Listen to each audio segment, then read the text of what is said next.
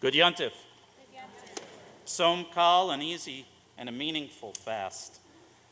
This evening I come to offer confession, not a surprise, and al chet for the sins of my youth, sins of omission and wishful thinking, sins of disregard and dismissal, sins of naivete. In the 70s, who was just learning all the various acronyms of organized Jewish life, I was more than moderately dismissive of what I perceived to be our people's obsession with every minor act of synagogue vandalism and swastika scrolling, while I myself experienced the occasional anti-Semitic taunt of kike or Christ killer. I was secure enough in my Jewish identity and commitments and my sense of full-fledged American birthright that such incidents were easy for me to dismiss. And in that dismissive adolescent attitude, for being both bothered and bemused, wondering at what sort of backward thinking it took for an organization like the BBADL, B'nai B'rith Anti-Defamation League, now just the ADL, to have offices in almost every American city, which were in large part tasked with keeping monthly track of local and regional anti-Semitic incidents, from the smallest to the greatest. Many of those incidents, by the way, were often committed by others in my larger teenage cohort, all of it quite ephemeral. By the 1970s, anti-Semitic violence appeared to have been mostly driven out of the daylight. The anti-Semitism that was part of my teenage concern was the persecution of Soviet Jewry, for which we marched and rallied to obtain their release to Israel or America. I can still recall youth group and summer camp programs devoted to reenacting and role-playing the perilous and impossible choices faced by Soviet Jewish refuseniks like Natan Sharansky. And yet, as a young Jew of family, my religious education, with its constant drumbeat of anti-Semitism, Holocaust remembrance, and historic Jewish suffering. That was the trifecta: anti-Semitism, Holocaust remembrance, and historic Jewish suffering made me yearn to be something other than an unchoosing Jewish victim in a long chain of unchoosing Jewish victims. Like many, I thought that after the Holocaust, there was no longer enough air for any form of anti-Semitism that might endanger my life or my family's. Yes, there were, as we put it, nut jobs, kooks, and crazies, marginalized individuals who craved this perhaps even more than they hated us. But it seemed to me, in that adolescent naivete, that America had far more problematic issues to deal with than the minor, stubborn, remnant adherents of Jew hatred. By counting and reviewing these incidents, weren't we working against our own well-being, giving light and air and expansion to something that should and would continue to wither and suffocate if we just ignored it? Chatati, I was wrong. I was mistaken. I was naive. Anti-Semitism is a viral infection in the body of humanity. In places where there are and have been no Jews, are no and have been no Jews, it is as virulent as in geographies that are long associated with our people. It is not even a single idea, a singular theory. It is instead a shape-shifting world virus, an ever more conspiracy theory in which we Jews play the starring role in spreading evil throughout the world. The anti-Semite believes that the Jews are a nefarious force that secretly exerts control over our government, that Jewish bankers manipulate the global economy, that Jews secretly and not so secretly pull the levers of power. Anti-Semitism is a conspiracy theory without any grounding in reality. It is, though, a grand, unified theory of everything. As the father of modern French anti-Semitism, the British historian Paul Johnson describes anti-Semitism as a deeply rooted and highly infectious thought virus carried in the DNA of Western culture. It is only when you are under severe stress that your immune system falters and you start to get sick. And then the virus, which has been dormant, will begin to reveal itself. Likewise, in our culture, when a society's immune system is healthy and functioning normally, the virus is in check. Our social system is weakened, as it is right now, and dramatically so. The virus will out, as it has so many times before, in some of the most seemingly civilized cultures on the planet. In my 20s and 30s, I quickly and repeatedly came to see that anti-Semitism was still ever present, if mostly quiescent. It lurked, barely concealed in shadowy corners, years in Chicago, New York, and Arizona, student pulpits in Ohio, Queens, and Brooklyn, my annual trip back in Israel. There it was, always lurking.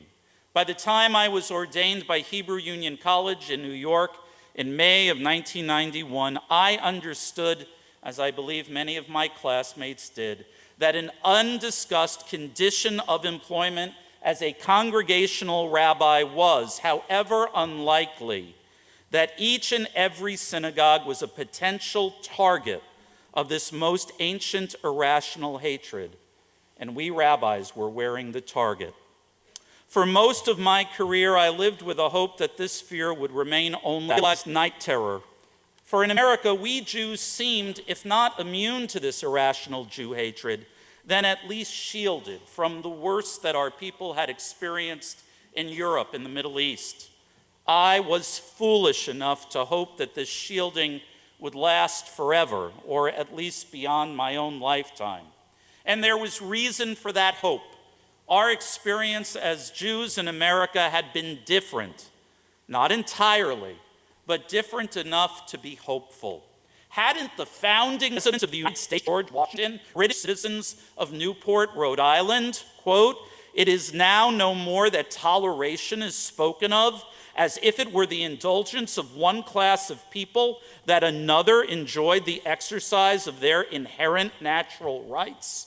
For happily the government of the United States, which gives to bigotry no sanction, to persecution no assistance, requires only that they who live under its protection should demean themselves as good citizens in giving it on all occasions their effectual support. Abraham, who dwell in the land, continue to merit and enjoy the goodwill of the other inhabitants, while everyone shall sit in safety under his own vine and fig tree, and there shall be none to make him afraid." The events of World War II and the first-hand exposure of Americans to the atrocities of the Nazi Holocaust revealed the depth of madness and depravity to which anti-Semitism could sink. Post-war America became a safer, fairer, and more opportune place for Jews because of the lessons learned from the horrendous facts and truths revealed at the American trial of radical inoculation that brought about decades of anti-Semitic quietude and dormancy. Jews prospered and integrated into America as never before. Though we are less than 2% of the population of the United States, today Americans feel warmer about Jews than any other religious group. We're just ahead of Catholics, according to the 2017 Pew Research poll. And we are so well loved that around 70% of non-Orthodox Jews now marry outside the tribe. As opinion writer Barry Weiss observes about her own Jewish familial experience and history, the consummate outsiders had in mere decades become the insiders, capable of advocating not just for themselves, but also for those still facing systemic discrimination, and all without having to give up smoked fish or Yom Kippur. End quote. And yet, like many comfortable, affluent Jews, her life took a sudden and unexpected detour last October. I had spent much of my life on a holiday from history, she writes, and history, and a hail of bullets, made its unequivocal return to her hometown. On Saturday morning, October 27, 2018, Parshat Vayera, 46-year-old Robert Gregory Bowers, a white ethno-nationalist, already infuriated that HIAS, the Hebrew Immigrant Aid Society, was helping Central American migrants and refugees enter and settle in the U.S., walked into the Tree of Life congregation in the Squirrel Hill neighborhood of Pittsburgh as Shabbat morning services were underway. He murdered 11 people and injured 6 others: Joyce Feinberg, Richard Gottfried, Rose Mallinger, Jerry Rabinowitz, brothers Cecil and David Rosenthal, husband and wife Sylvan and Bernice Simon, Daniel Stein, Melvin Wax, and Irving Younger. Aleichem Hashalom. It remains the deadliest attack on the Jewish community in the United States. But 6 months to the day, on Saturday morning, April 27, 2019, the 8th day of Passover by traditional diaspora custom, 19-year-old John Timothy Ernest walked into Chabad of Poway and murdered Lori Gilbert Kay and wounded Rabbi Yisrael Goldstein, and then turned into a side room that included a number of children and fired into that room, wounding Almog Peretz and his niece, 8-year-old Noya Dahan. You know, in 2014, Noya's family had relocated from Sderot in Israel to Mira Mesa, California, in order to escape the regular barrage of rockets launched by Hamas from the nearby Gaza Strip. During their first Passover in America, swastikas were painted on their garage. For a time, the family of 5 all slept in a single locked room with knives and baseball bats. Who would have imagined that 8-year-old Noya, accompanying her visiting Israeli uncle Almog, would return from Passover services at Chabad with shrapnel in her leg and her cheek? "We came from fire to fire," said Noya's father, Israel Dahan. As Barry Weiss observed, in one instance, the terrorist was a white supremacist. In another, the terrorists were Islamists. Both wanted to do the same thing to the Dahan family. In her brief new book, How to Fight Anti-Semitism, Barry Weiss offers us a brief, non-technical, highly readable synopsis of the history and forms of anti-Semitism, and I'm not getting any kickbacks if you go and buy it. Her identifications in the book matter because anti-Semitism does come in a variety of virile and viral forms, some overlapping and others appearing mutually exclusive. Weiss uses the metaphor of a 3-headed dragon to describe the current versions of anti-Semitism. On the far right, the hardcore anti-Semitism of neo-Nazis, white supremacists, Christian ethno-nationalists, and their ilk. Jews are condemned by them as internationalists, disparaged for being insufficiently white, and for refusing to renounce universalist values. This anti-Semitism is an anti-globalism that regurgitates many of the oldest anti-Semitic tropes, even as it pretends to be fervently pro-Israel. It is, as the writer Dara Horn labels it, a kind of Purim anti-Semitism, exemplified by the Persian genocidal decrees in the biblical Book of Esther, as well as by more recent ideologies like Nazism. The regime's goal is always unambiguous: kill all the Jews. It seeks Judenrein, a land free of Jews altogether. This is the anti-Semitism of the far right head. On the far left, Weiss identifies a softer but equally dangerous anti-Semitism, which she identifies with the Olympics of victimization, telling us Jews that we have no claim to being oppressed, that we are too white, too privileged. It is an anti-Semitism which denies our Jewish peoplehood and our right to self-determination and treats Israel as a uniquely diabolical state. Anti-Zionist anti-Semitism cloaks itself in the language of progressive values, standing up for the downtrodden, protecting the underdog, even as anti-Zionists make common cause with some of the most regressive ideologies and regimes on earth. Dara Horn labels this anti-Semitism Hanukkah anti-Semitism. Don't worry, just Purim and Hanukkah. The goal of Hanukkah anti-Semitism is to eliminate Jewish civilization. It asks Jews to commit cultural genocide, to abandon their identity and their traditions, and to worship false idols to survive. And the third head of the dragon is a rabid anti-Semitism of radical Islam, which combines elements of the previous two and which sees every Jew as an enemy and a legitimate target. Moshe Kantor, who's president of the European Jewish Congress, goes further.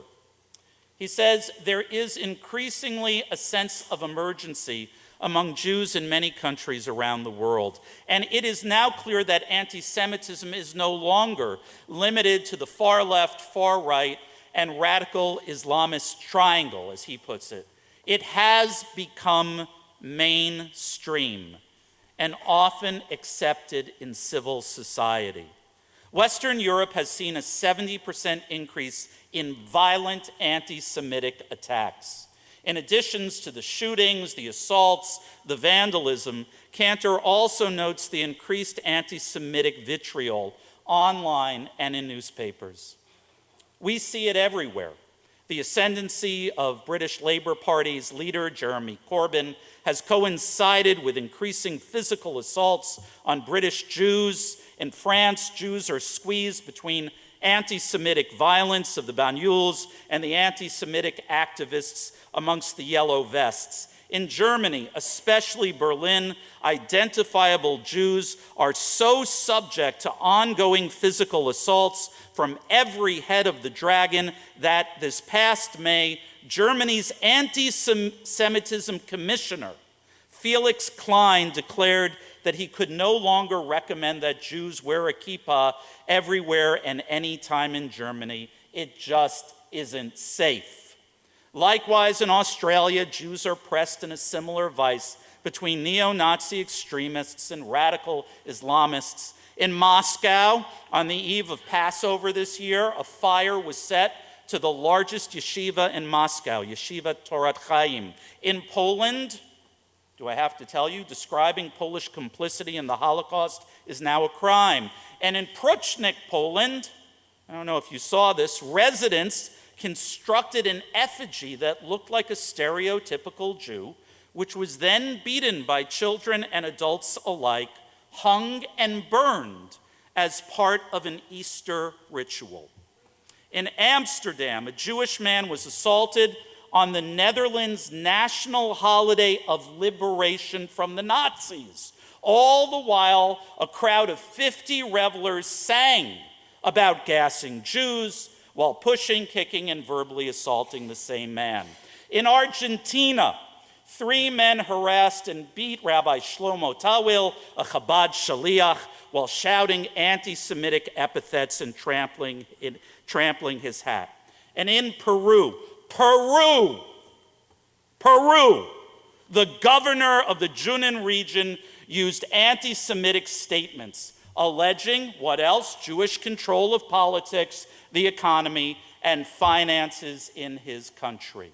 There are many more incidents all over the world. Meanwhile, here in the USA, we continue to see incidents of anti-Semitic threats and violence. Just recently, in August, a man fired shots from a BB gun at Valley Village Community Kollel, a yeshiva for married men in LA.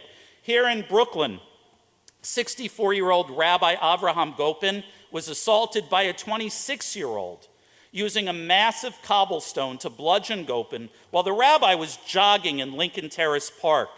In upstate New York, a political video entitled "A Storm is Coming," boy, that has resonance, warned of a Hasidic takeover of Rockland County. And in September, Columbia University gave Malaysian Prime Minister Mahathir Mohamad a soapbox at the university. This for a man who describes himself as, quote, proud to be labeled anti-Semitic, unquote.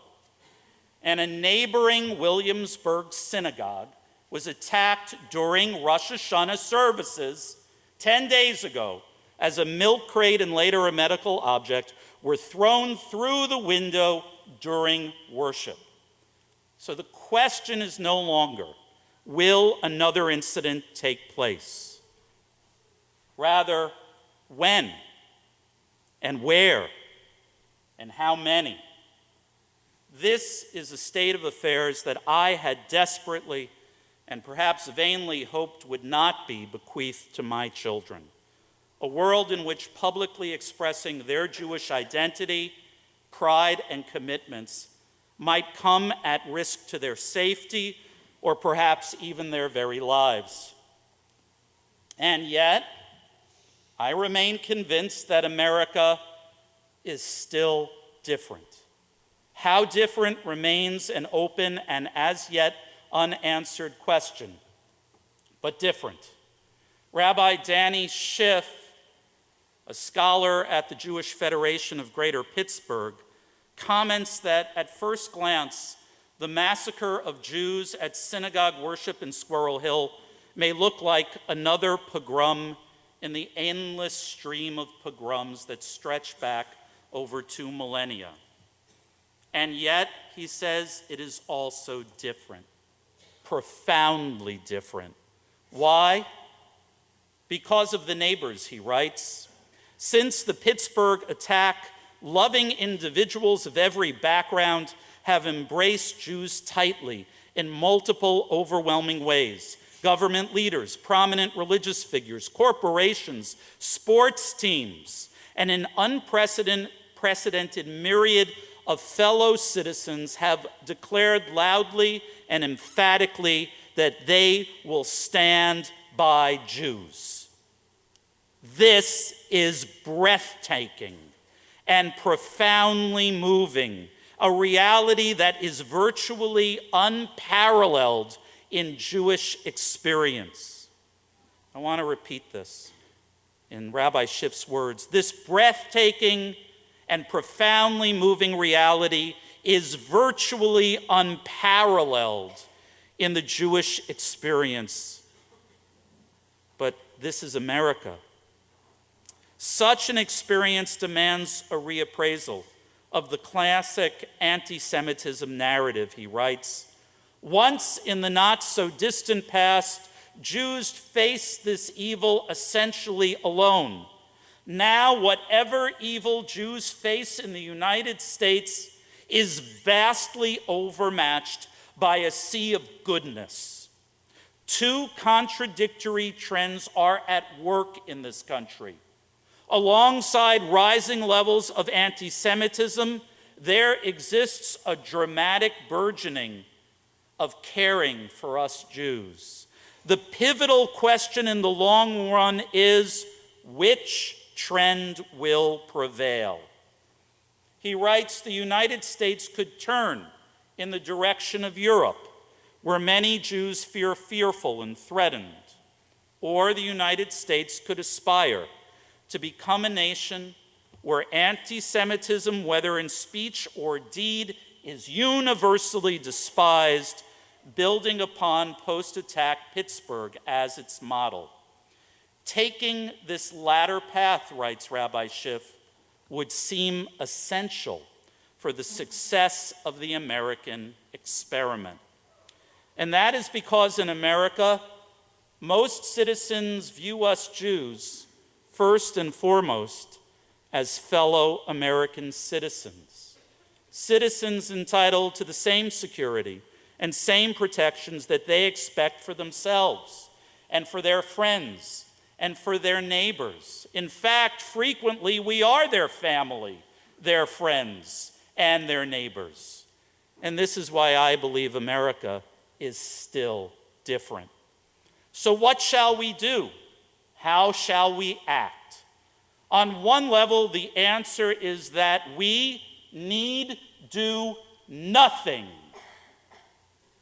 As Barry Weiss so sagely observes, anti-Semitism is not a test of us Jews, it is a test of our surrounding societies. On the other hand, we are not so foolish. We will not stick our head in the sand and pretend that this will just go away. Now, as you already know, our synagogue has increased our security personnel, hired the paid detail police officers who you stood standing outside and at synagogue service and bar and bat mitzvahs.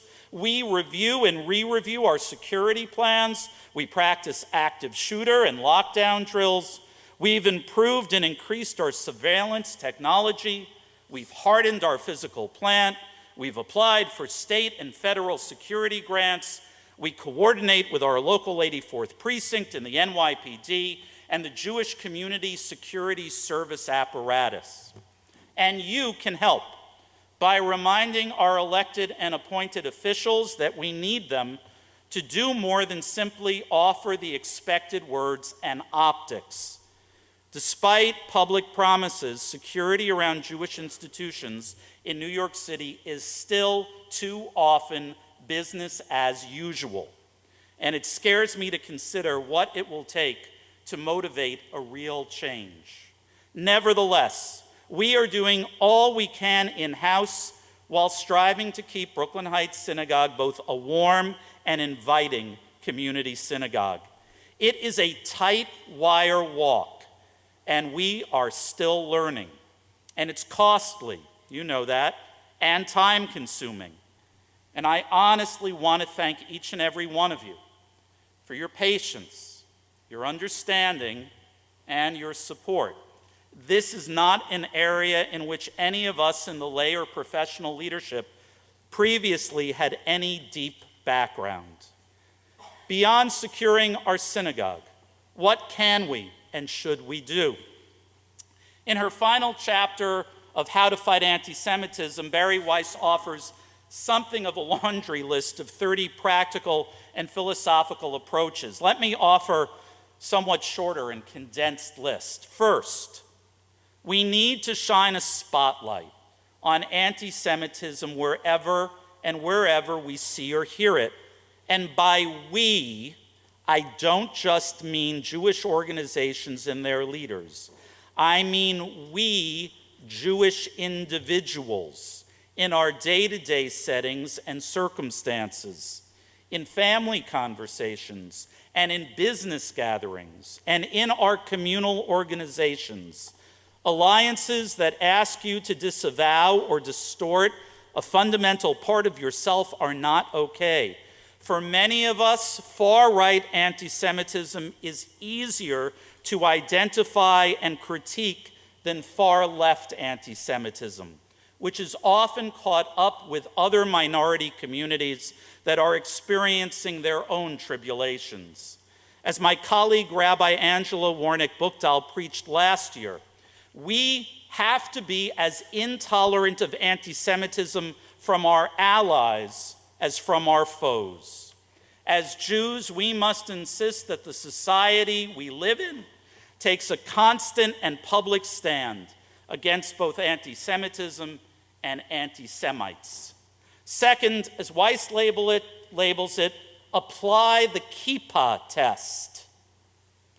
Based on the story of a 14-year-old Mitchell Leshner who decided to wear a kippah, which he normally doesn't, to his middle school graduation following the shooting in Poway.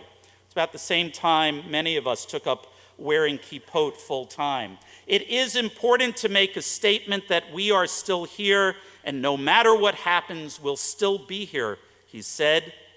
If you live in a neighborhood or work for an organization where you wouldn't be comfortable wearing a kippah or other readily noticeable external symbol of your Jewishness, then it's time to ask why and to do something about it. Make an effort to improve it or leave it if you cannot. Third, don't let people divide us as Jews, even if they're other Jews. We are entitled to disagree even among ourselves. Avoid litmus tests of who's a good Jew and who's a bad Jew. As Reformed Jews, we are pluralists and we believe in a diversity of practices and points of view. And as Reformed Jews, we affirm, Kol Yisrael Aravim Ze Lazeh, every Jew is bound up with every other Jew. Like an extended family, we can and will argue, but it diminishes us to write off entire groups of Jews who we disagree with. Make the effort to look for commonalities we share with Jews we disagree with religiously or politically. And specifically regarding Israel, as Weiss advises, supporting Israel does not mean never criticizing it. On the contrary, supporting Israel means demanding that Israel live up to its ideals. Fourth, speak up publicly in praise of those who stand up publicly against anti-Semitism. You know, it's incredibly hard in our society to publicly put yourself out there. Those who do so on our behalf, whether Jew or Gentile, should know that we have noticed and are grateful for them. Fifth, show up and express your opposition to anti-Semitism. This year, the Women's March Leadership Committee replaced Linda Sassour, Tamika Mallory, and Bob Bland with 16 new board members. And when the ADL revealed that one of those new board members, Zara Bilu, had a long history of deeply offensive and anti-Semitic statements, she was voted off by the new board. It works. At the 2019 Washington, D.C. Dyke March, when it was announced that Jewish pride flags would be banned, organizers showed up on a day's notice with a group of other allies to support those queer Jewish women who wanted to march with their flags. Showing up led to success, and the parade marshals ultimately allowed the Jewish women and their flags into the event. Just 2 weeks ago, my Reform rabbinic colleagues and I showed up at a solidarity rally at Lincoln Terrace Park to show our support for Rabbi Gopin and the Hasidic Jewish community's right to live in safety and security. Take the time. Vote with your feet. Sixth, withhold and redirect your volunteer time and your donations away from organizations that condone or ignore anti-Semites and anti-Semitism. And let them know it in writing, what you're doing and why. There are plenty of Jewish organizations that need your support. Seventh and last, seven's a good number, lean in and nurture your Jewish identity and commitments. Again, as Weiss wordsmiths it, practice a Judaism of affirmation, not a Judaism of defensiveness. Judaism has never been and can never be the practice of anti-Semitism. Each of us is a link in the chain, a knot in the tapestry of the Jewish people and its story. Each of our choices matters immeasurably. What we do Jewishly matters. We are obliged to regularly rekindle the flame on the altar of our Jewish souls. Remind yourself at home and away that you are a Jew, and encourage the world to see you proudly so. Make Shabbat at home. Show up to Chavurah. Learn to read some Hebrew or speak some Yiddish. Decorate your home with Jewish art. Start reading some Jewish books, biographies, histories, fabulous fiction, for Shabbat, Eid, Friday. Put the mezuzahs up on your doorways, inside and out. Subscribe to a Jewish newspaper, magazine, or blog, and make time to actually read or listen. Take a family trip to Israel or to the Jewish sites in the countries of origin that your grandparents or great-grandparents emigrated from. Seriously consider sending your child to or grandchild to a URJ Jewish summer camp where in addition to arts and crafts and athletics and outdoor air, rabbis and cantors and Jewish educators are on faculty, and the students consider Jewish day schools like Heschel and Senish and Luria and Schechter for your child's primary school education. Remind your parents and your children and your siblings and your neighbors, but mostly remind yourself every day that there are a multitude of joyful reasons and experiences for being a proud Jew. Don't let your Jewish soul atrophy. In my Bronx Science yearbook, with just the inklings of reality beginning to break through adolescent naivete, I selected the following quote to identify myself Jewishly among my peers. Rabbi Hillel taught, "If I am not for myself, who will be for me? But if I am only for myself, what sort of person am I? And if not now, when?" Tzom Kal and Good Yontif.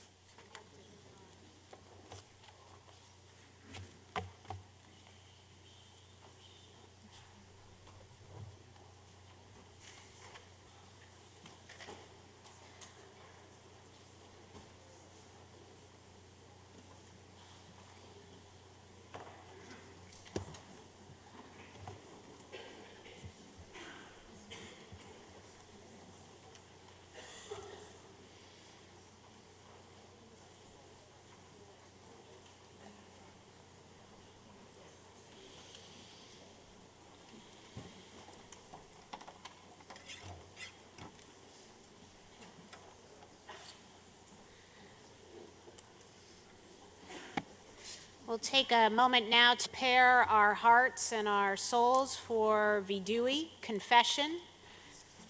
We begin on page 82 with Vidui Zuta, and then we will move to our longer confession, Vidui Rabba. And to help center our prayers, I offer you these words, which are on the bottom of 86 if you want to follow along. And during confession, some of us will gently strike our hearts with the right hand. The Midrash identifies this not as an act of self-punishment, but as a way of identifying the heart, that is, desire and impulse, as the source of sin, taking personal responsibility and showing remorse. Rabbi Israel Meir Kagan, known as the Chofetz Chaim, taught, "God does not forgive us when we strike our hearts. Rather, we are forgiven. Heart strikes that is when we feel the penitence for our wrongdoing." Page 82.